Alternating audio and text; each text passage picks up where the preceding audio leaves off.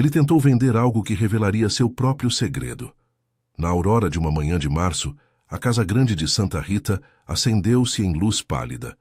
O coronel Augusto Mendes caminhou pelo alpendre com um papel dobrado entre os dedos. O papel era simples, uma ordem de venda escrita de próprio punho, com o valor e o destino de quem ali vivia, como se fosse um objeto de troca. A caneta marcava o traço do homem que administrava terras e pessoas, a decisão firme de quem contava os dias pela safra e pela reputação. Helena observava de longe. Não havia grandeza naquela casa para ela. Havia sombras, um quintal de ervas secas e o bater repetido de panelas quando a rotina exigia. Mas havia também um segredo que a fazia diferente de outras mulheres da senzala. Helena sabia ler.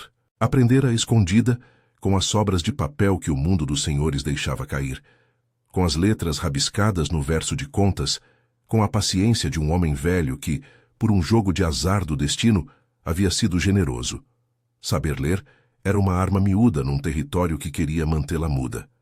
Era também a maneira pela qual ela tecia, à luz de um lampião, pequenas cartas que pedia ajuda. Quando a notícia da intenção do coronel começou a circular, porque nada ali ficava apenas entre quatro paredes, a senzala se contraiu.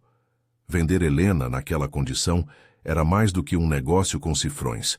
Era um gesto que podia expor o que o coronel havia mantido trancado no peito e nos quartos trancados à noite. Helena carregava um menino no ventre, e os traços desse menino, no futuro, poderiam apontar para sangue que o fazendeiro não admitia possuir fora da linhagem que cuidava. Joaquim viu mais que a maioria. Trabalhador forte, com mãos calejadas e olhos acostumados a guardar rostos e rotas, Joaquim era uma espécie de vigia da senzala. Fora ele quem, numa manhã de colheita, notara a maneira como o coronel demorava mais que o costume perto do casebre de Helena, a pressa com que se afastava quando alguém aparecia, os pequenos gestos que tentavam passar por negligência, mas eram assomos de um desejo e de uma responsabilidade não reconhecida. Joaquim tinha a sorte e a maldição de ver as coisas antes que elas se tornassem palavras. A venda foi decidida por motivos que o coronel apresentou em voz firme. Dívidas de serraria, necessidade de capital para ajeitar o curral, reorganizar a casa, um velho sobejo de contas com a cidade. O comprador oferecera 300 mil réis, uma soma que para ele soava como solução. Para Helena, soava como partilha daquilo que havia de mais seu, o corpo e a esperança. Para Joaquim e para as mulheres da senzala, a venda era algo que devia ser evitado a qualquer custo. Não apenas pela perda da companheira, mas pelo que a venda poderia desencadear. O menino no ventre era um sinal silencioso. Para o coronel, era um risco para a reputação. Para Helena, uma razão para resistir. Helena escreveu. A mão que reconhecia letras encontrou um papel com pontas amassadas, e à luz de uma lamparina, ela traçou as palavras com urgência contida. Não era só uma súplica, era um mapa de possibilidades. Pediu ao padre Antônio que interviesse, que usasse da autoridade moral que tinha em Vila Nova para questionar a venda. Pediu a Joaquim que não falasse alto, que levasse a carta por caminhos que evitassem a casa grande. Pediu a Benedito, homem velho de confiança na senzala, que servisse de mensageiro quando os pés precisassem de silêncio. Em cada frase havia o cuidado com as palavras. Nenhuma acusação que pudesse expor quem a escrevia. Nenhuma denúncia que colocasse em risco o remetente. Só um pedido: impedir que a venda se consumasse. Impedir que o feito público levasse consigo a possibilidade de uma confissão que ninguém queria admitir. A carta correu por caminhos discretos. Benedito a levou enrolada em um pano de roupa, guardando-a de olhar curioso. Passou pela estrada de terreiro, pelo galpão de ferramentas, e, ao chegar à igreja, a deixou nas mãos do sacristão, que a olhou com reverência, e a levou para o padre Antônio. Padre Antônio não era homem de muitos discursos, mas tinha a solidez de quem vive entre as pessoas, e sabe que algumas coisas, quando se fazem públicas, mudam destinos. Ao ler a carta, o rosto do padre ficou pesado. Não pelo valor da palavra escrita. Ele sabia que a letra de Helena vinha de um lugar de desespero e coragem, mas porque a simples possibilidade de compra obrigava-o a agir de modo que a vila inteira pudesse tramar contra ou a favor.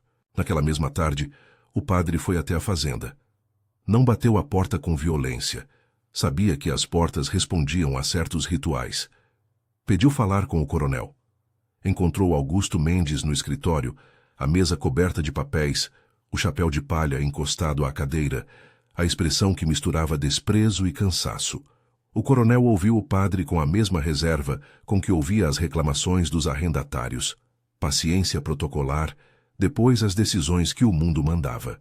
Coronel, disse o padre sem subterfúgios, soube que pretende vender Helena. Vim apenas... Ele deixou a frase fluir e encontrar sua ponta. Não era um ataque. Era uma questão colocada com a calma de quem conhece o peso da verdade quando ela não é dita. O coronel franziu o senho. Um silêncio entrou na sala, espesso. É um assunto particular, murmurou Augusto. A proteção da família, a administração dos bens, o interesse da fazenda. Coisas que não se resolvem com sermões. Padre Antônio inclinou-se um pouco medindo as palavras. Quando um homem decide sobre a vida de outro assim, sem considerar o que há de humano em jogo, ele pode escapar do olhar dos homens, mas não do seu próprio. E eu não vim aqui para julgar, coronel. Vim para lembrar que há consequências que não cabem apenas no cofre. O que o padre disse não foi acusação direta. Ele sugeriu por insinuações medidas que a criança no ventre de Helena poderia ligar dois mundos. Sem nomear, colocou na mesa a pergunta que ninguém na Casa Grande queria ouvir em público. E se essa criança for de alguém daqui? O efeito foi imediato e subversivo. O rosto do coronel queimou por trás do bigode. Não havia documento, não havia prova pública. Ainda assim, a sugestão abriu uma fresta na armadura. Em seu peito, algo que ele negava há meses ou anos reagiu, como se a lembrança de noites mal administradas e decisões de autoridade viesse à tona. A reputação, sobre a qual ele estruturara seu nome e sua posição, tremia diante da possibilidade de que um filho nascido na senzala carregasse sinais que a vila pudesse ler. Na Casa Grande, as conversas começaram a mudar de tom. Dona Francisca, que gostava de assentos na feira e de opiniões permanentes, passeou pelas mesas da casa de chá com um olhar curioso. Dona Eulália cochichou com Dona Josefa e as palavras cresceram como ninho de vento, muito afinal de boato. O boato correu para as janelas, entrou nos quartos das mulheres que lavavam louça e nos corredores onde feitores aguardavam ordens.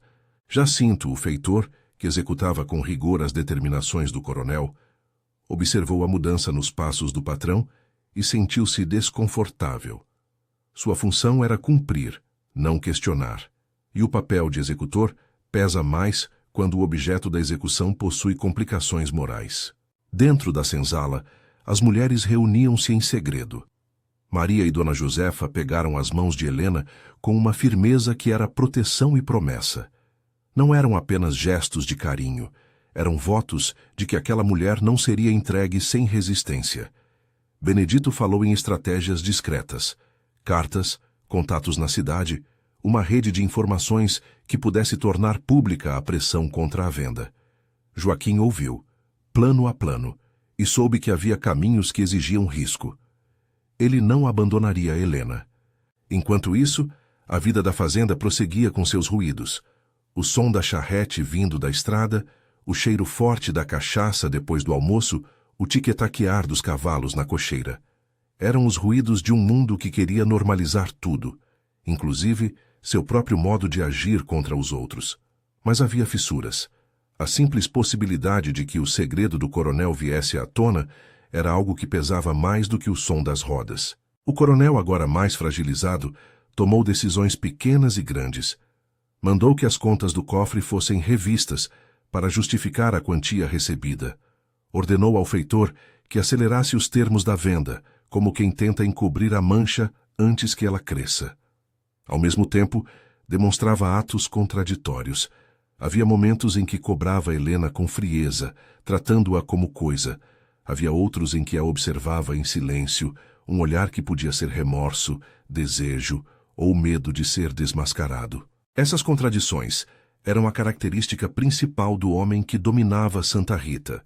Um senhor que sabia dividir suas ações em caixas que, quando abertas, mostravam tanto pragmatismo quanto vergonha. As noites passaram a ser piores para Augusto. Ele acordava suado com pensamentos que fingia controlar. Imagens de criança, de olhos que poderiam herdar traços que não estava disposto a reconhecer.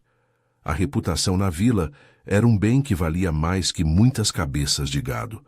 Perder esse bem seria admitir um lado vulnerável, e vulnerabilidade, para um homem de sua posição, era fragilidade que poderia ser explorada. Ao mesmo tempo, a visão de Helena e do menino que crescia no ventre dela formava um nó de responsabilidade que não se dissolvia com ordens.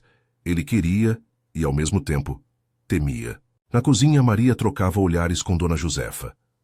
Se houver afeto no sangue, essa criança pode despertar coisas que não podemos controlar, falou Maria em tom baixo, fazendo com que as palavras parecessem uma oração. Dona Josefa assentiu, conhecida por sua sagacidade e por já ter visto a sorte de muitos naquela região. O que nos resta é fazer o possível, disse ela, e não deixar que os homens transformem em mercadoria o que é vida. Joaquim passou a cumprir duas funções, uma visível trabalhando nos roçados, outra invisível, observando rotas, mantendo contato com quem poderia ajudar.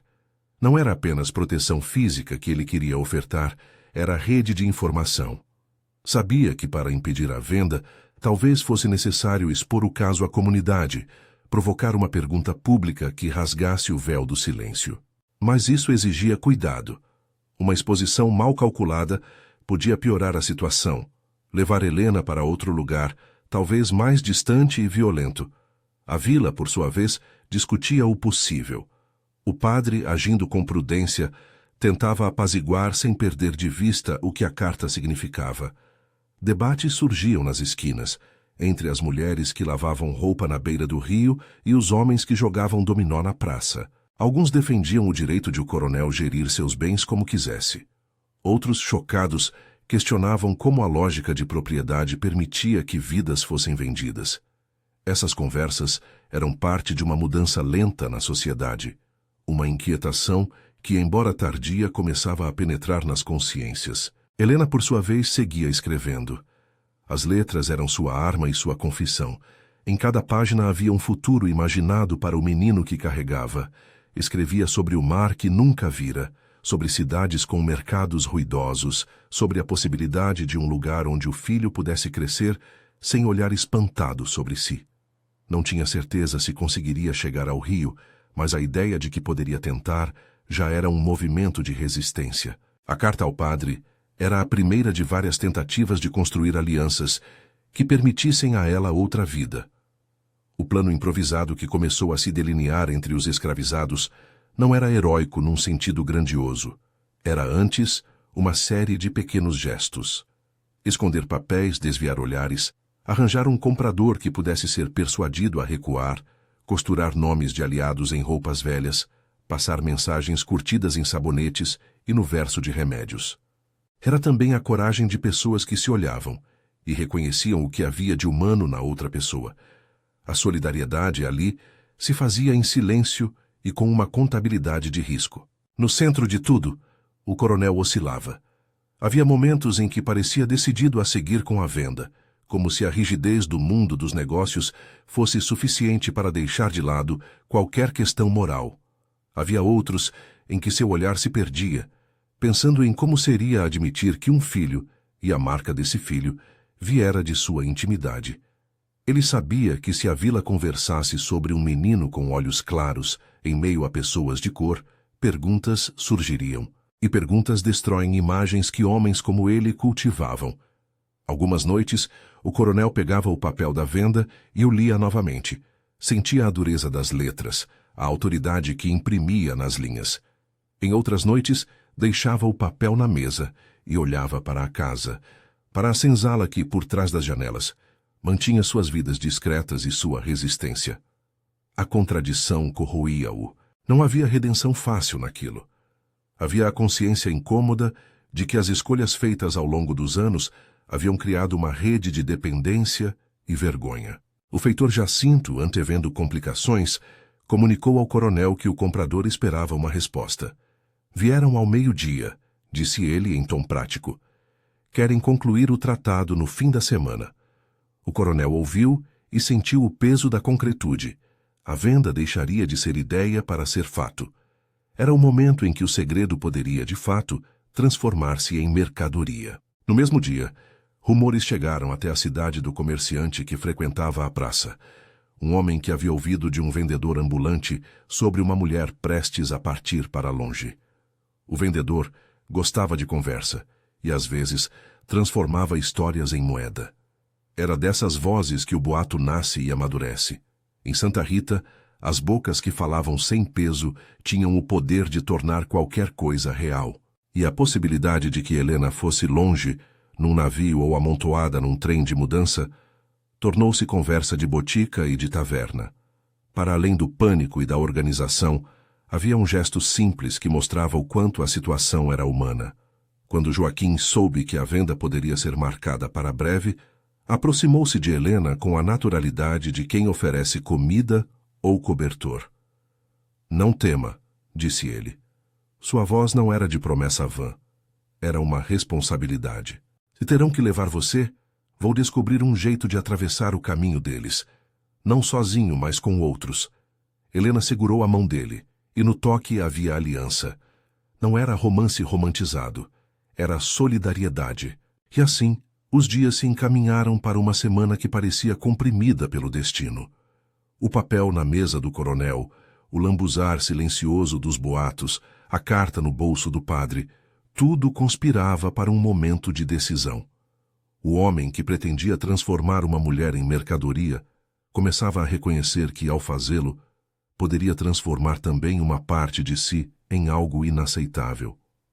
A dúvida era seu castigo, e as pessoas ao redor, conscientes, começavam a se posicionar. Quando finalmente uma carruagem trouxe o comprador à fazenda, a vila inteira se apresentou, ainda que discretamente. O comprador olhou Helena como quem avalia uma mercadoria, os outros com olhos que pesavam a história humana. O padre, com a compostura que o ofício exigia, permaneceu à distância observando. Benedito, em silêncio, encostou-se ao marco da porta.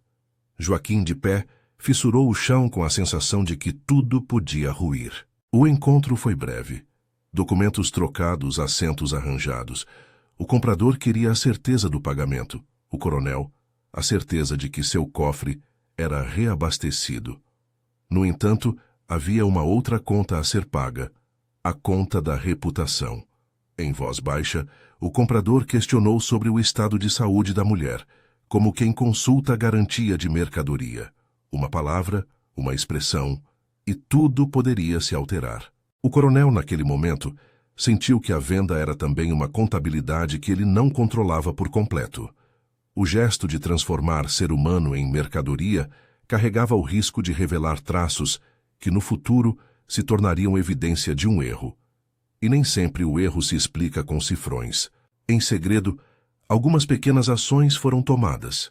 Cartas veladas, contatos em estradas, um plano vago de fuga caso fosse necessário. A rede se movia como um coração que tenta salvar algo que pulsa, mas o relógio corria e o comprador aguardava. A tensão aumentava, quase palpável, no ar abafado de Santa Rita. Helena, na madrugada que se seguiu ao encontro na sala do coronel, acordou com o menino mexendo no ventre. A sensação era de vida insistente, uma prova de que, mesmo em circunstâncias de objetificação, havia presença humana e demanda de cuidado. Ao tocar o ventre, Helena sentiu uma firmeza que a fez decidir algo. Se havia um caminho, buscaria-o. Se a venda acontecesse, partia sabendo que lutara até a última palavra. Se a venda fosse cancelada, seguiria buscando um lugar onde o filho pudesse viver sem olhares que o definissem. Enquanto isso, no escritório, o papel da venda aguardava a assinatura final.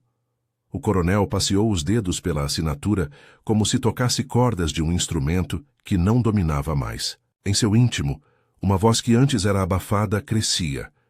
E se alguém percebesse? E se o menino, quando nascesse, tivesse olhos de outra cor? O pensamento era como um punhal que não sangrava, mas que corroía. A vila, sem perceber completamente, começou a se polarizar. Havia quem defendesse o direito do proprietário, havia quem, em silêncio, considerasse que um ser humano não podia ser posto à venda sem resistência.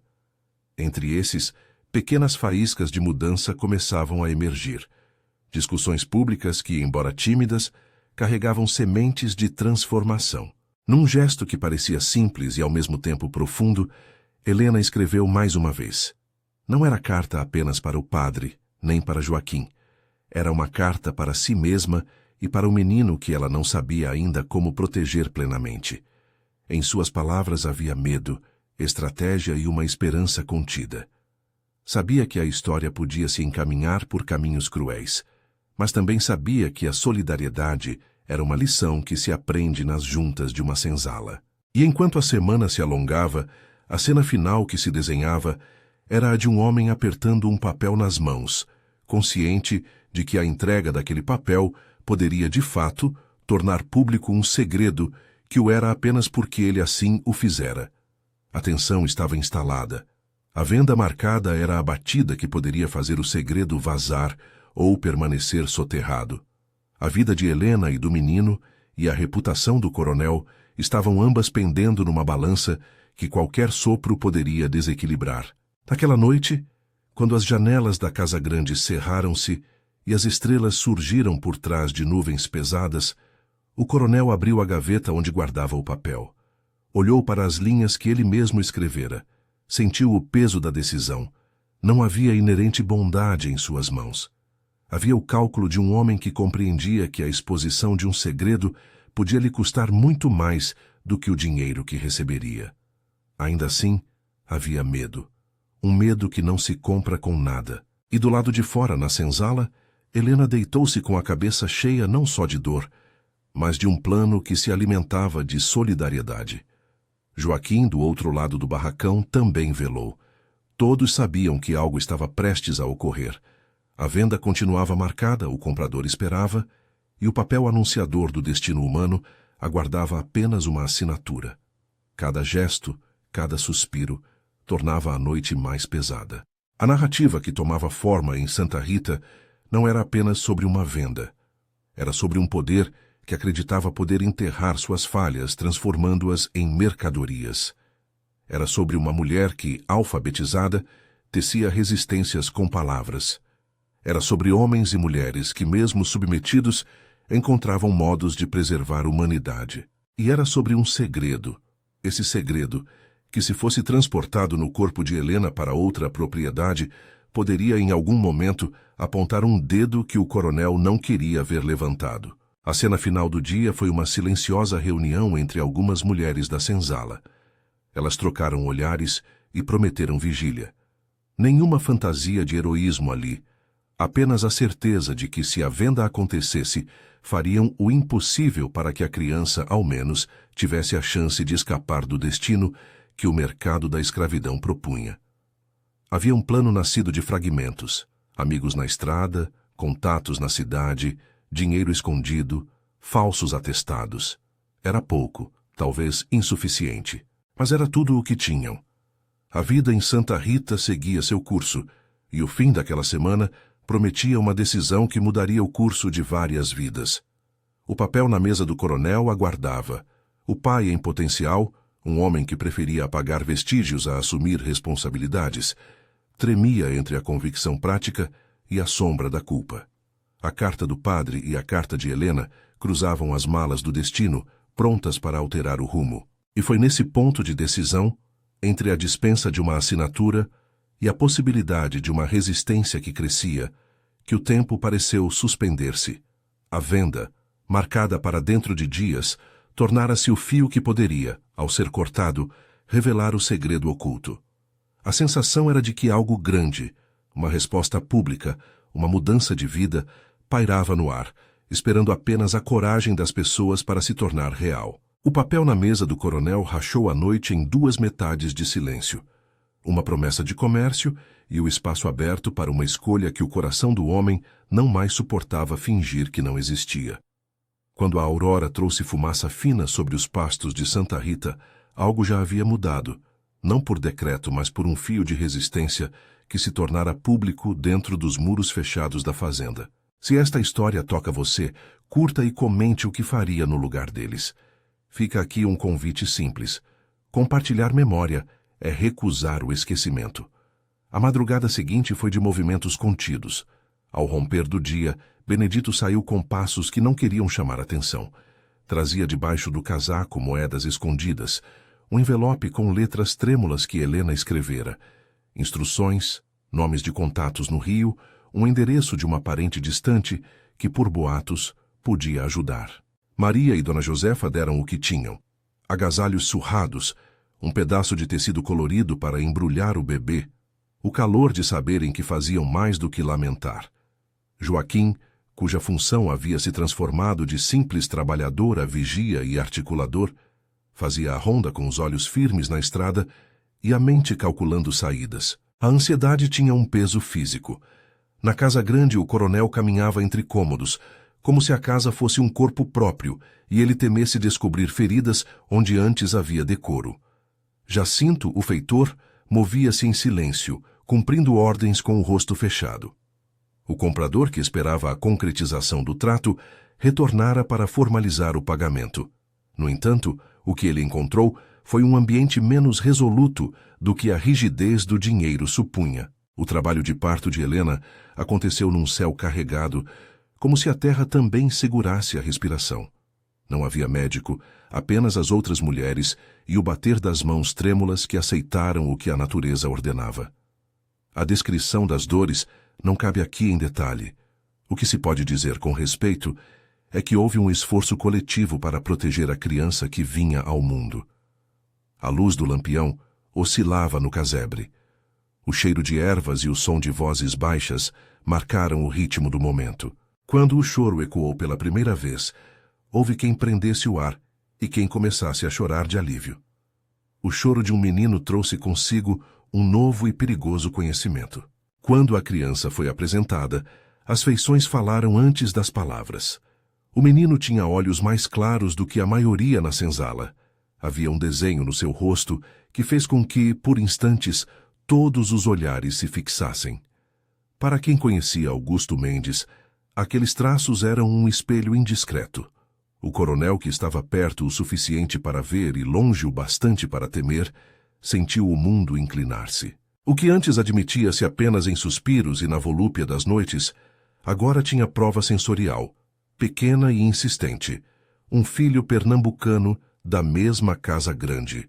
Ninguém ali clamou por prova. Não havia necessidade de um documento. Era a evidência viva, o choro que não se pode comprar, o traço que não se apaga com o tempo. O comprador, ao ver a criança, ficou em erro ou fingiu.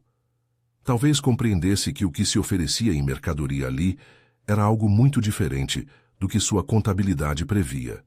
O coordenador pragmático que havia viajado para Santa Rita agora se via diante de um fato humano que nenhuma cifra tornava convincente. O coronel fez o que tantos homens em sua condição fazem diante de um espelho que não aceitam. Inventou medidas que não apagavam a vergonha, mas postergavam o encontro com ela. Chamou Jacinto e negociou em voz firme. Pagou ao comprador uma quantia extra, uma compensação por recuar, um imposto sobre o silêncio. A assinatura que aguardava o papel de venda foi substituída por notas dobradas, por sorrisos amarfanhados e uma promessa fria de que o assunto seria enterrado. Em público ele manteve a pose. Em privado, rasgou o ato que o tornaria culpado aos olhos da vila. Rasgar o papel não era um gesto de clemência, era uma operação de contenção. Pagar ao comprador fazia com que a transação não precisasse ocorrer. Oferecer dinheiro a Helena, isentá-la do trabalho pesado e protegê-la, significava, para Augusto, uma retirada estratégica. Ele a mantinha sob o mesmo teto moral que sempre ocupou, mas garantia que a criança não se tornasse pó de suspeita nas bocas alheias. Assim, não haveria razão para que a vila levantasse mais vozes do que as que já murmuravam. Helena aceitou o que podia aceitar. Recebeu dinheiro, roupas limpas e a promessa de que não voltaria aos afazeres mais pesados. Não era liberdade. A lei que concederia a ela o direito formal de ser pessoa ainda estava distante. Mas havia um fôlego novo. Para muitos foi a única possibilidade sensata. Partira com recursos para tentar outra vida. Ninguém ali acreditava na generosidade do coronel. Sabiam que ele pagara para não ver sua imagem pública atingir o chão. Mesmo assim, para Helena, aquelas notas eram uma chance real de atravessar o país e tentar o Rio, onde a cidade grande poderia oferecer anonimato e trabalho, uma vasta rede de oportunidades e riscos. O modo como Helena saiu da fazenda foi cuidado. Uma saída abrupta teria atraído olhos que buscavam confirmar boatos. Uma saída pouco planejada poderia transformá-la em mercadoria outra vez. Com a ajuda de Benedito e de um contato que o padre conhecia na estrada, arranjou-se um transporte à noite, envolvendo outros irmãos na operação. Um carro de viagem que parecia comum nas estradas, uma carona que não levantasse suspeita. Joaquim acompanhou até a beira do caminho, onde os dois trocaram poucas palavras. «Vive», murmurou ele, e não precisou explicar mais. Elicena deixou para trás a senzala, a casa grande com suas incongruências e o menino nos braços. O rio que cortava aquela estrada parecia prometer destino, e o lampião dentro do carro recortava rostos que se despediam em silêncio. Na hora do adeus, o coronel passou pela varanda como se apressado, mas de olhos molhados. Ninguém naquela cena aproximou-se dele para oferecer reconciliação. Ele pagara para que sua imagem não se arruinasse. Havia, no entanto, sinais de punição social que o dinheiro não comprava.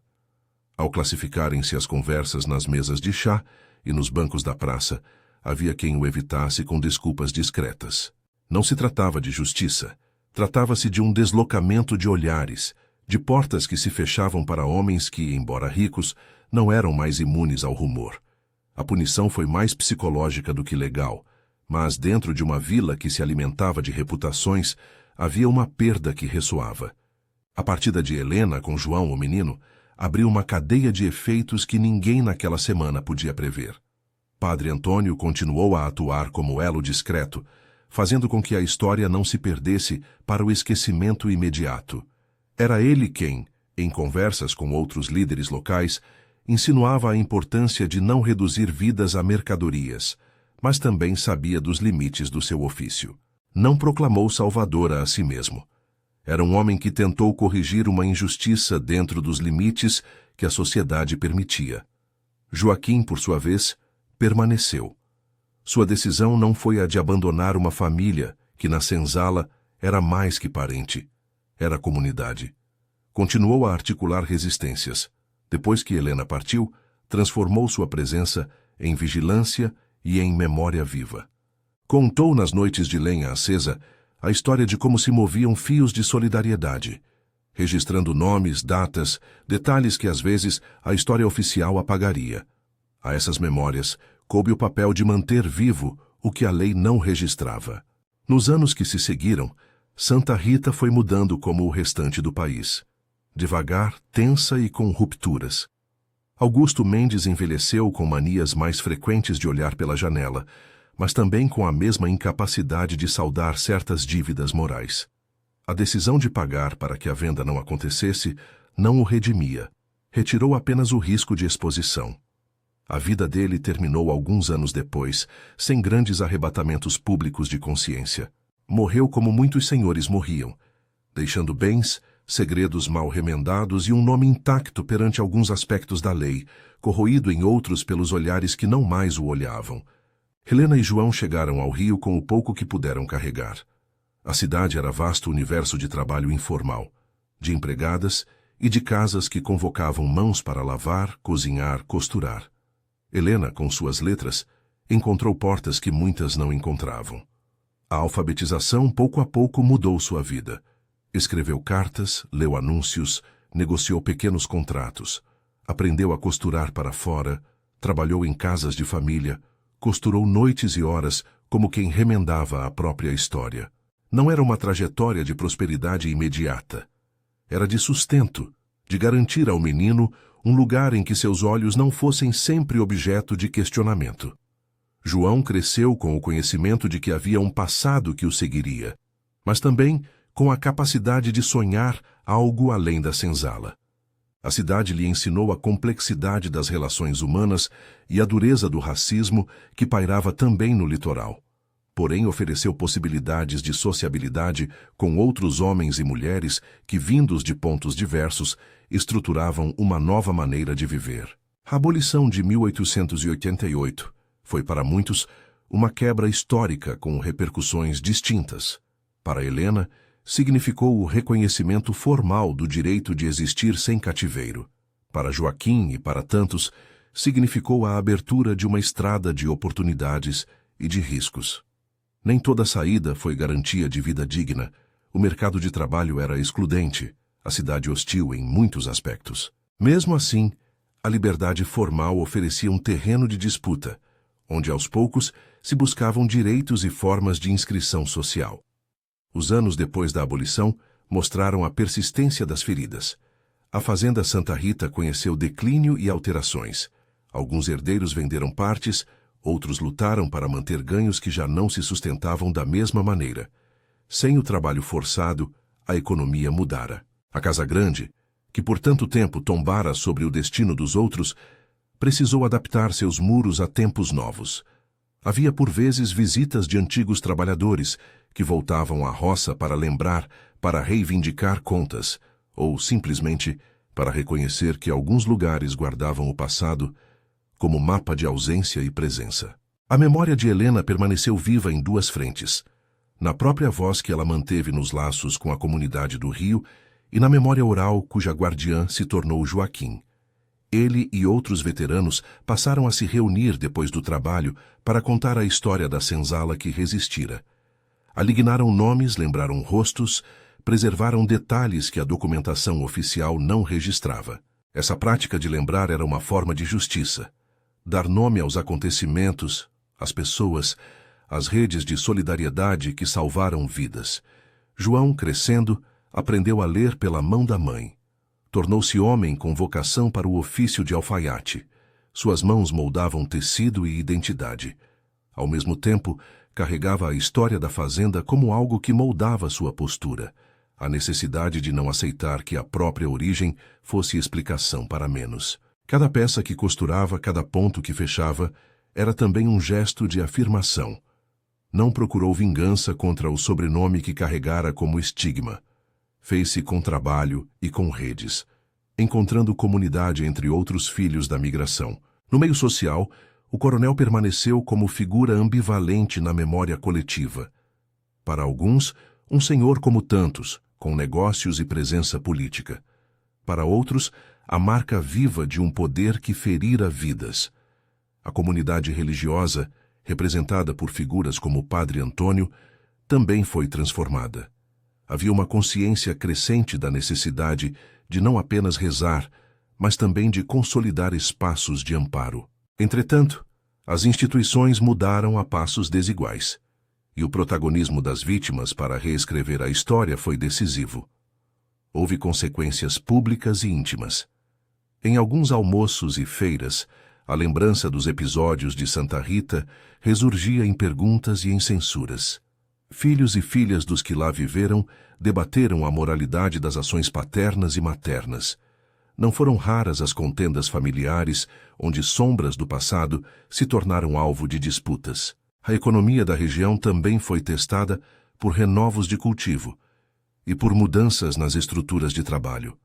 A abolição alterara regras, mas as práticas culturais e os preconceitos demoraram mais tempo a ceder. A vida de Helena, ao longo do tempo, foi mistura de dor e coragem, de perdas e ganhos. Viveu para ver João adulto, para assistir ao fato de um menino já homem criar seu próprio negócio de costura e encontrar um lugar em que, mesmo com o peso do legado, a vida seguia com decisões próprias. Helena guardou sempre a memória da senzala como um arquivo emocional que ensinou a ela e aos que se aproximavam o que resistir significava, não apenas sobreviver, mas construir. Seus dias terminaram como os de muitas outras mulheres daquele tempo, com saudade, com histórias para passar, com olhares que pediam lembrança.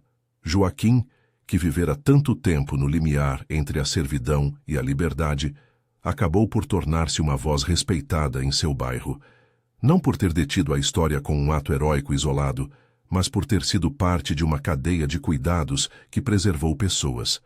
Contou a história de Helena e do menino João, como exemplo do que a solidariedade poderia fazer.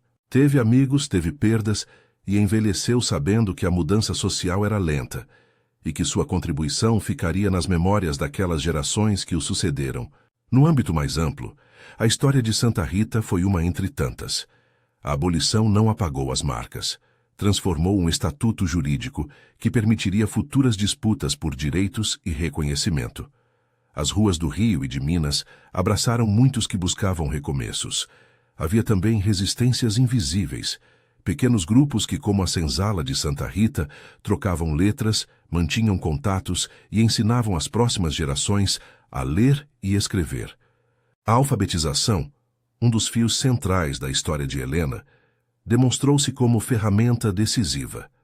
Ler foi, e continuou a ser, uma maneira de abrir portas não apenas para emprego, mas para a construção de narrativas alternativas ao que o mercado impunha. A memória coletiva daquela região preservou a história em variantes. Alguns a contaram com orgulho como ato de coragem, outros com vergonha, como se a lembrança fosse mancha. Mas as recordações sobrevivem porque foram transmitidas, porque pessoas como Benedito e Joaquim aprenderam a registrar os nomes e os fatos. O trabalho de lembrar finalmente virou obrigação moral de quem não quer que os eventos se tornem números ou datas esquecidas em livros de contabilidade. Ao olhar retrospectivamente, a venda que não se consumou foi um ponto de inflexão. O que ela revelou foi mais que um segredo. Expôs a contradição entre a impunidade do poder e a humanidade subjugada, que, porém, não se deixou submeter totalmente. A ação coletiva, cartas, vigilância, intervenções do padre, o testemunho de Joaquim, o toque humano de Maria e Dona Josefa, mostrou que, mesmo em uma estrutura quase absoluta, havia frestas por onde a dignidade encontrava passagem. Essas frestas não restauraram a igualdade, nem trouxeram justiça completa. Ofereceram, porém, caminhos para que alguém pudesse buscar outro destino. No balanço ético, ninguém saiu totalmente limpo. O coronel retirou a venda, mas não assumiu publicamente sua paternidade, nem pagou reparações que pudessem apagar a marca do passado. Pagou uma soma para calar o comércio e transferiu uma mulher e uma criança para longe. Ações que, embora protegessem momentaneamente Helena, também demonstraram a elasticidade do seu cálculo moral. Determinou preservar a aparência, enquanto mantinha intactos os hierarquismos que o beneficiaram. Para a comunidade, foi um gesto que mostrou limites. Havia responsabilidade privada, mas pouca possibilidade de transformar esse reconhecimento em reparação pública e estrutural. A lição que ficou, portanto, é de ambivalência. Há decisões que salvam e que, ao mesmo tempo, mascaram. Há passos de coragem que vêm de quem sofre, e há recuos de poder que não se convertem em confissão. E no seu centro permanece a dignidade de quem lutou para que um ser humano não se tornasse simples mercadoria. Nos anos seguintes, quando se discutia a memória local, poucas histórias eram tão emblemáticas quanto a de Helena. Professores, líderes comunitários e familiares contavam-na às novas gerações como advertência e inspiração. Advertência sobre a facilidade com que o poder compra silêncio. Inspiração porque mostra que a solidariedade pode criar rotas de fuga e de esperança. Em termos práticos, alguns desfechos se consolidaram. João tornou-se homem com ofício. Helena foi parte de uma rede de trabalhadoras urbanas que sustentaram famílias. Joaquim viveu o resto de sua vida como referência para relatos de resistência. Padre Antônio permaneceu como testemunha moral das transformações, sem pretender sobrepor-se às forças vivas do povo.